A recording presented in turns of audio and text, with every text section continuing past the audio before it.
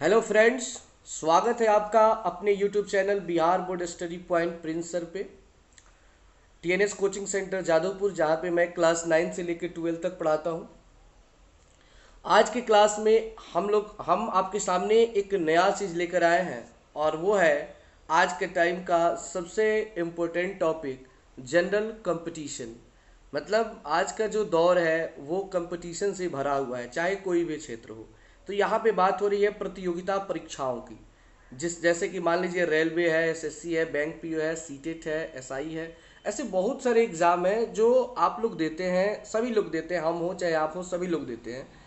तो उनमें कौन कौन से क्वेश्चन आते हैं, किस सब्जेक्ट से किस टाइप के क्वेश्चन आते हैं, उन क्वेश्चन का एक सीरीज चलेगा। मतलब पार्ट 1 ये है, इसके बाद पार्ट 2, पार्ट 3, ऐसे करके बहुत सारे पार्ट आने वाले हैं, जहां से आप जनरल कंपटीशन की तैयारी कर सकते हैं। और आप एग्जाम में रेलवे, एसएससी या किसी भी प्रकार का कोई भी जनरल कंपटीशन हो, आसानी से सभी प्रश्नों को हल कर सकते हैं, सभी क्वेश्चन को अच्छे से पूरा कर सकते हैं।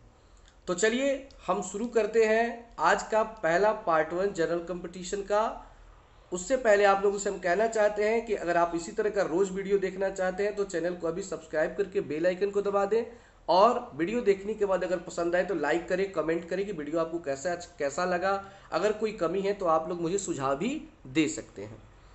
आज का जो हमारा टॉपिक होगा जिसे हम स्टार्ट करेंगे, वो स्टार्ट करेंगे हम इतिहास से। सबसे पहले हम इतिहास से शुरू करेंगे। देखिए, जैसे कि आप बहुत सारे आप पब्लिकेशन में पढ़ते होंगे, जैसे किरण का है, लूसेंट है, ऐसे बहुत सारे बुक पढ़ते होंगे।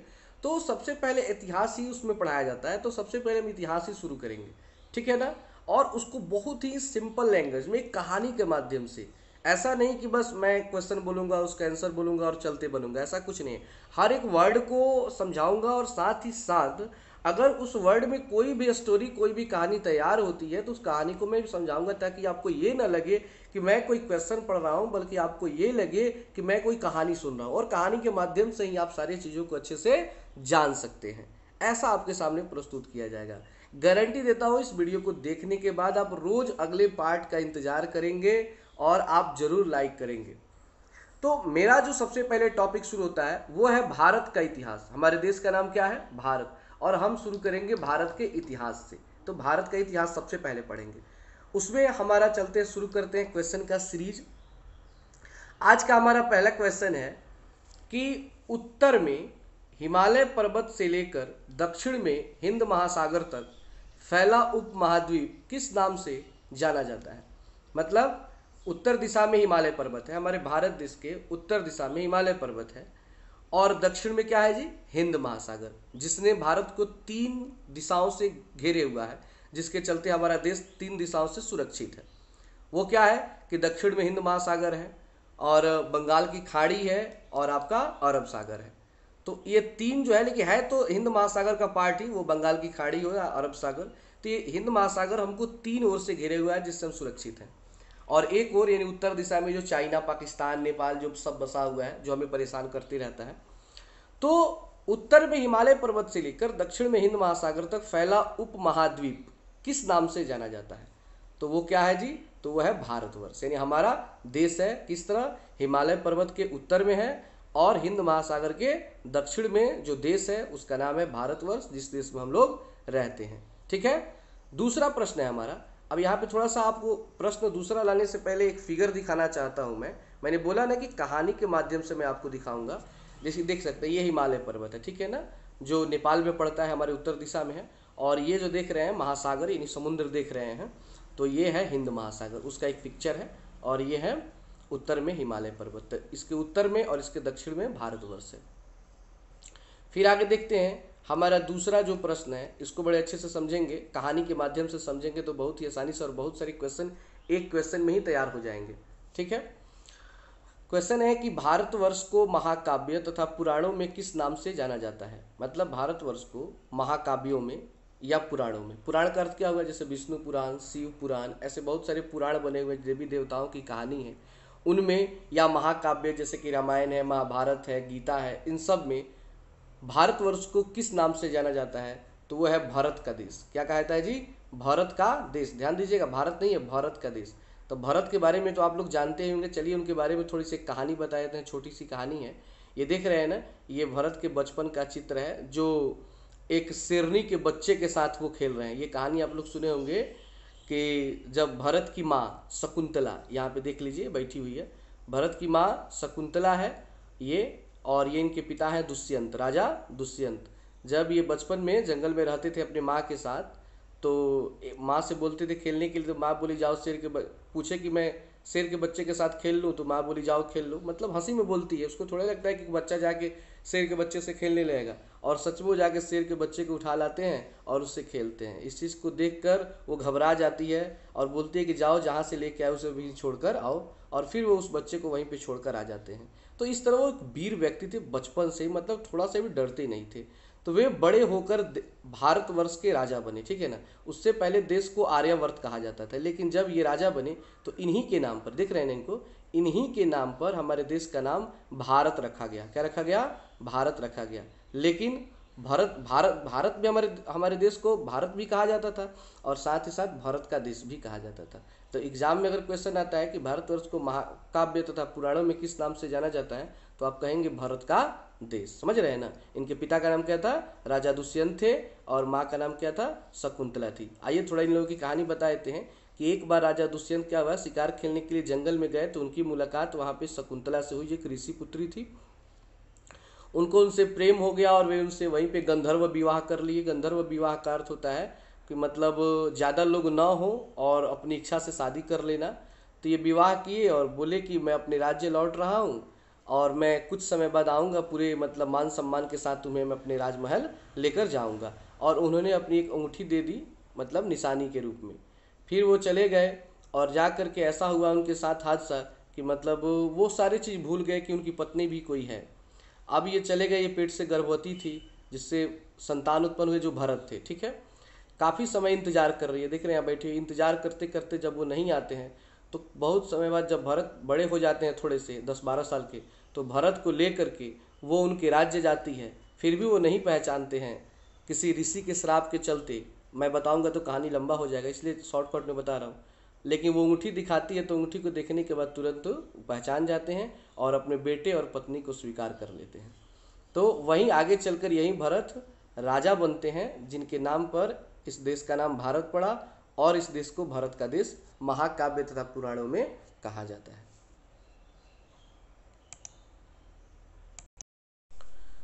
तीसरा प्रश्न है कि महाकाव्य तथा पुराणों में भारत के निवासियों को क्या कहा गया है। मतलब महाकाव्य तथा पुराण में भारत के जो निवासी थे, यानी भारत में जो रहने वाले लोग थे, उनको क्या कहा जाता था? तो भारतीय कहा जाता था, जैसे कि आज हम लोग भारतीय कहलाते हैं, पहले भारतीय कहा जाता था, या भरत की संतान कहलाया जाता था। कारण क्या था ना, कि भरत एक लोकप्रिय राजा थे। लोकप्रिय राजा क्यों थे? क्योंकि वो इसमें विश्वास करते थे कि राजा उसे बनना चाहिए जो राजा के पद के योग्य हो। ये नहीं कि राजा का जो बेटा है वही राजा बने, चाहे वह उस पद के योग्य हो या न हो। जैसे कि इनके पुत्र 7 थे, फिर भी इन्होंने अपने पुत्रों को राजा न बनाकर एक साधारण से सैनिक को, एक सेवक को राजा बना दिया। क्यों? क्योंकि इनके पुत्रों के अंदर राजा के गुण इनको दिखाई नहीं देते थे, जबकि एक सेवक के अंदर राजा का गुण दिखाई देता था, जिसके चलते अपने पुत्रों को राजगद्दी पे न बैठा करके उन्होंने एक छोटे से सेवक को, एक साधारण से सेवक को राजगद्दी पर बैठा दिया। इसलिए पूरे प्रजा को भरत की संतान कहलाई जाती थी, मतलब हम सभी लोग भरत की संतान कहलाते थे। 4 नंबर है कि यूनानियों ने भारत को किस नाम से संबोधित किया। यूनानी, सिकंदर का नाम आप लोगों ने सुना होगा, जो यूनानी था, पूरी दुनिया को जीतने वाला व्यक्ति था। और जब यूनानी भारत में आए तो भारत को इंडिया के नाम से पुकारते थे। इंडिया, जैसे आज भारत का अंग्रेजी क्या होता है? इंडिया होता है। तो इंडिया का नाम किसने दिया था? यूनानियों ने दिया था, सिकंदर के देश वालों ने दिया था, जिन्हें यमन भी कहा जाता है। यूनानियों को यमन भी कहा जाता है। इसकी कहानी आगे आएगी, जब मौर्य वंश के बारे में हम लोग पढ़ेंगे तो यूनानियों की पूरी कहानी आएगी, जहाँ पे चाणक्य की चर्चा होगी। फिर है 5 नंबर की मध्यकालीन मुस्लिम इतिहासकारों ने भारत को किस नाम से संबोधित किया। यानी मध्यकाल में जितने मुस्लिम इतिहासकार थे, तो मध्यकाल जैसे कि ये भी क्या है कि हम प्राचीन काल पढ़ रहे हैं, प्राचीन काल के बाद आएगा मध्यकाल, मध्यकाल के बाद आएगा आधुनिक काल। तो अभी हम लोग चल रहे हैं प्राचीन काल में। तो मध्यकाल में जो मुस्लिम इतिहासकार थे वो भारत को हिंद या हिंदुस्तान कहते थे। मतलब मुस्लिम इतिहासकारों ने ही भारत का नाम हिंद या हिंदुस्तान रखा था, ठीक है ना। और मध्यकाल का अर्थ हो गया जिस टाइम में मोहम्मद गोरी, पृथ्वीराज चौहान, अलाउद्दीन खिलजी, मोहम्मद गजनवी, ये सारे लोग थे, सबके बारे में हम लोग पढ़ेंगे। ये सब मध्यकाल के टाइम के लोग थे। 6 नंबर प्रश्न है कि भारतीय इतिहास को कितने भागों में बांटा गया है। तो भारतीय इतिहास को 3 भागों में बांटा गया है। पहला है प्राचीन भारत, दूसरा है मध्यकालीन भारत और तीसरा है आधुनिक भारत। तो हम तो सबसे पहले पढ़ेंगे प्राचीन भारत, फिर पढ़ेंगे मध्यकालीन भारत और फिर पढ़ेंगे आधुनिक भारत। 7 नंबर प्रश्न है हमारा कि प्राचीन भारतीय इतिहास के विषय में जानकारी मुख्यतः कितने स्रोतों से प्राप्त होती है। तो वो 4 स्रोत है जहाँ से प्राचीन भारतीय इतिहास के विषय में हम जानकारी प्राप्त करते हैं। पहला है धर्म ग्रंथ, यानी धर्म के बारे में जानते हैं, वहाँ से इतिहास का पता चलता है भारत का। फिर ऐतिहासिक ग्रंथ पढ़ते हैं, वहाँ से भारतीय इतिहास का पता चलता है। फिर विदेशियों का विवरण, विदेशियों का विवरण मतलब कौन कौन से विदेश से यहाँ पे आए, जैसे कि फारस के लोग आए, यूनान के लोग आए, उसके बाद अफगान, उसके बाद बाबर, ऐसे बहुत सारे विदेशी यहाँ पे आक्रमणकारी आए, उनसे हमारे इतिहास का पता चलता है। और फिर चौथा है पुरातत्व संबंधी साक्ष्य। पुरातत्व मतलब पुराने पुराने ऐसे पदार्थ मिलते हैं, पुरानी पुरानी ऐसी वस्तुएं मिलती हैं जिनके साक्ष्य वो होते हैं, प्रमाण होते हैं कि हमारा देश का जो इतिहास है बहुत ही पुराना है। फॉर एग्जाम्पल में मोहनजोदड़ो, हड़प्पा की संस्कृति, ये सब क्या है, पुरातत्व संबंधी साक्ष्य है।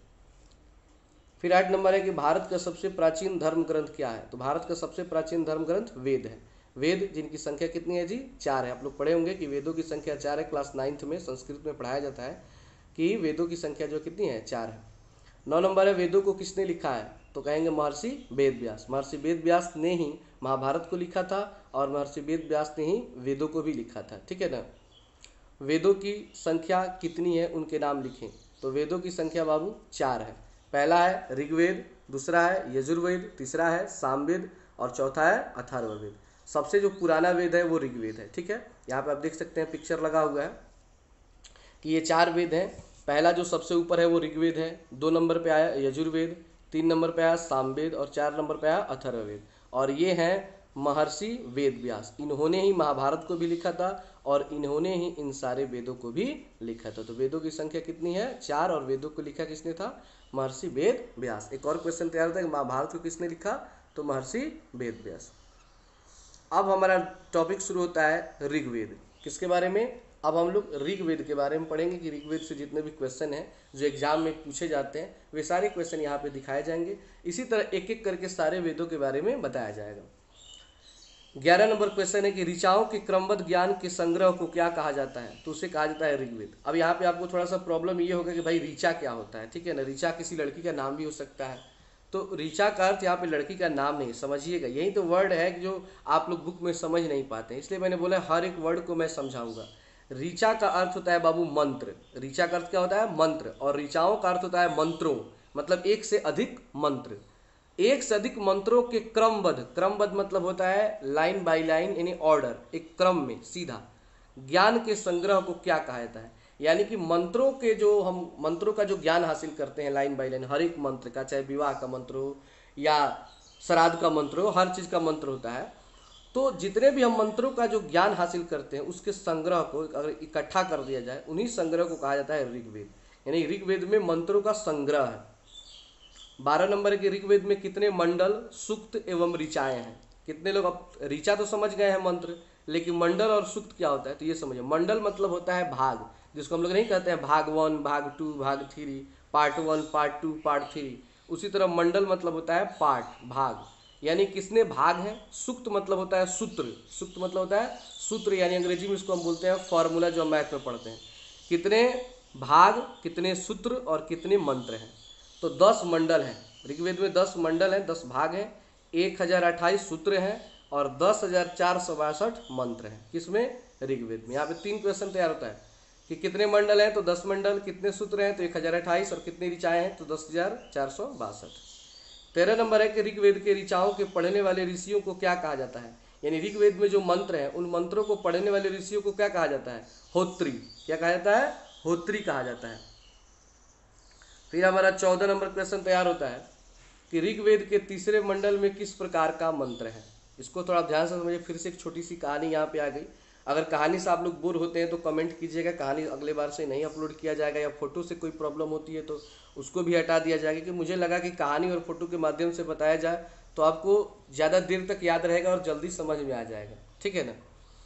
तो ऋग्वेद के तीसरे मंडल में मंत्र है सूर्य देवता का। जैसे देख सकते हैं ये सूर्य जो सुबह निकलते हैं, और ये उनका एक पिक्चर बना दिया गया है, जैसे पूजा वूजा करने के लिए लोग रखते हैं। तो ये सूर्य देवता हैं, उनके मंत्र हैं। और साथ ही साथ सावित्री को समर्पित गायत्री मंत्र है। और सावित्री का नाम आप लोगों ने सुना होगा, जैसे यहाँ पे पिक्चर देख लीजिए कि सावित्री और उसका पति का नाम था सत्यवान, जिसने यमराज के पास से अपने पति के प्राण को वापस लाई थी, जिसका आज भी लोग स्त्रियां पूजा करती हैं, वट सावित्री पूजा करती हैं, जिससे वो सौभाग्यवती होती हैं। सौभाग्यवती मतलब होता है कि मतलब हमेशा वो सुहागन बनी रहती हैं। तो इसके पीछे भी एक कहानी है जिसे मैं बता देता हूँ छोटा सा करके, कि सावित्री एक राजा की बेटी थी जिसका कोई भाई नहीं था, बस अकेले थी। राजा ने बोला, जब ये बड़ी हुई तो राजा ने बोला कि बेटी अब तुम बड़ी हो गई हो और तुम विवाह के योग्य हो गई हो, तो तुम शादी कर लो, मतलब अपने लिए वर खोज लो। अब आप लोग कहेंगे लड़कियां वर खोजती थी। हाँ, पहले के टाइम में स्वयंवर होता था, जैसे कि आपने राम और सीता का विवाह देखा होगा कि स्वयंवर, स्त्रियां लड़कियां खुद अपना वर चुनती थी। तो ये क्या हुई कि अपने वर के लिए खोज में निकली। कुछ समय बाद फिर अपने राज्य लौटी तो दरबार में भगवान नारद भी थे।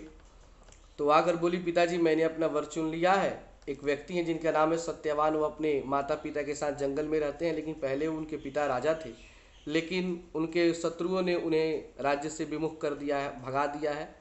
वे जंगल में रहते हैं, लेकिन बहुत ही अच्छे व्यक्ति हैं। मैंने मन से उनको अपना पति मान लिया है। इस बात को सुनते ही नारद थोड़ा सा आश्चर्यचकित हो जाते हैं। क्यों? क्योंकि वो देखते हैं अपने दिव्य शक्ति से कि सत्यवान का जो एज है वो बहुत ही कम है, मतलब उसका उम्र मात्र 1 साल और बचा हुआ है जिंदा रहने का, 1 साल बाद वो मर जाएगा। तो वो इस बात को बताते हैं सत्यवती से और बोलते हैं कि तुम विवाह किसी और व्यक्ति से कर लो, वो 1 साल के बाद मर जाएगा, तो तुम्हें किस सुख की प्राप्ति होगी। तो सावित्री बोलती है कि मैंने उनको अपने मन से उन्हें पति मान लिया है, अब मैं किसी और से विवाह नहीं कर सकती, अब जो भी होगा देखा जाएगा। उसके जिद करने पे राजा जो है उनका विवाह सत्यवान के साथ कर देते हैं। वो उनके साथ जंगल में रहने लगती है, लेकिन फिर भी उसके मन में भगवान नारद की जो बातें वो दिन रात चलती रहती हैं कि जैसे जैसे समय नज़दीक आता है 1 साल का, वो डरने लगती है। और मात्र 4 दिन बच गया होता है 1 साल पूरा होने में, तो वो पूजा करना शुरू कर देती है एक वृक्ष का, वट वृक्ष का। उसको पूजा करने लगती है, 3 दिन तक पूजा करती है। और चौथे दिन की बात है, जब वो लकड़ी काटने के लिए सत्यवान जंगल में जाना चाहता है, तो बोलती है कि मुझे भी अपने साथ में ले चलिए। तो वो बोलते हैं कि रहने दो, तुम क्या करोगी, तो ज़बरदस्ती वो जाती है। कुछ समय बाद जैसे ही लकड़ी काटते हैं तब तक उनके पेट में दर्द होने लगता है, जैसे कि यहाँ पे देख रहे हैं, और छटपटाने लगते हैं और बोलते हैं कि शायद मैं अब जीवित नहीं रह सकता, और उनके प्राण निकल जाते हैं। प्राण निकलते ही यमराज देख रहे हैं यहाँ पे, भैंस पर बैठकर यमराज आ जाते हैं उसके प्राण को लेने के लिए। तो प्राण को लेकर चलते हैं, तो पीछे पीछे सावित्री भी चल देती है और बोलती है कि हे भगवान, आप मेरे पति का प्राण लौटा दीजिए, मैं इनके बिना जीवित नहीं रह सकती। तो वो बोलते हैं कि ये ऐसा नहीं हो सकता है, जिसका जब समय है उसको जाना होता है, चाहे तुम कुछ भी कर लो, मैं इसका प्राण लौटा नहीं सकता। तो वो उनके पीछे विनती करती है, तो बोलते हैं कि चलो तुम मुझसे वरदान मांग लो। तो वो वरदान मांगती है कि मेरे ससुर जो हैं उनकी आंखें आ जाए, क्योंकि जो सत्यवान के पिता थे वो आँख से अंधे थे, तो उनकी आंखें आ जाती है, मतलब वो तथास्तु बोलते हैं तो उनकी आंखें आती है। फिर कुछ दूर पीछा करती है, दूसरा वचन बोलते हैं मांग लो। तो 2 नंबर पर मांगती है कि मेरा कोई भाई नहीं, तो मुझे वरदान दीजिए कि मेरे 100 भाई हों, वो भी वरदान मिल जाता है। फिर इसी तरह पीछा करती है तो तीसरा वरदान मांगती है, और तीसरा वरदान ये होता है कि मेरे ससुर को उनका राज्य मिल जाए, तो वो राज्य भी मिल जाता है।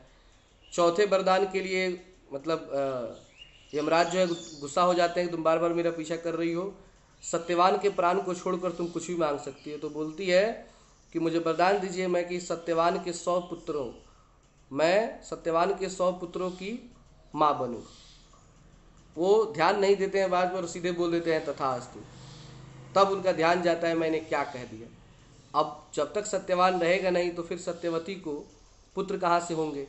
तो अंत में यमराज को सत्यवान के प्राण लौटाने पड़ते हैं। तो यही कहा जाता है कि अगर प्रेम निस्वार्थ हो और बहुत अधिक हो तो यमराज भी किसी के सुहाग को नहीं उजाड़ सकते हैं। तो उसी सावित्री के जो गायत्री मंत्र हैं वो ऋग्वेद के 3रे मंडल में वर्णित किए गए हैं। और गायत्री मंत्र आप लोग कई जगह कैलेंडर में देखे होंगे कि ओम भूर्भुवस्व तत्सवितुर्वरेण्यम, ऐसे करके मंत्र होते हैं, वो गायत्री मंत्र होते हैं। यहाँ पे देख रहे हैं कि औरतें बहुत सारी वट वृक्ष की पूजा कर रही हैं। यह साल में एक बार सभी सुहागिनी औरतें करती हैं। 15 नंबर है कि ऋग्वेद के 9वें मंडल में किस देवता का उल्लेख किया गया है। तो ऋग्वेद के 9वें मंडल में सोम देवता का वर्णन किया गया है। यहाँ पे देख सकते हैं सोम, जिसको हम कहते हैं चंद्रमा, यानी 9वें मंडल में भगवान जो चंद्रमा है ना, जिनको हम चंदा मामा बोलते हैं, दिख रहे हैं, उनका एक फोटो बना दिया गया है, उनका वर्णन किया गया है। 16 नंबर क्वेश्चन है कि ऋग्वेद के 8वें मंडल की हस्तलिखित मतलब होता है हाथ से लिखा हुआ, विचारों को क्या कहा जाता है। यानी ऋग्वेद के 8वें मंडल में जो हस्तलिखित विचार है उनको क्या कहा जाता है, तो उनको खिल कहा जाता है। क्या कहा जाता है? खिल।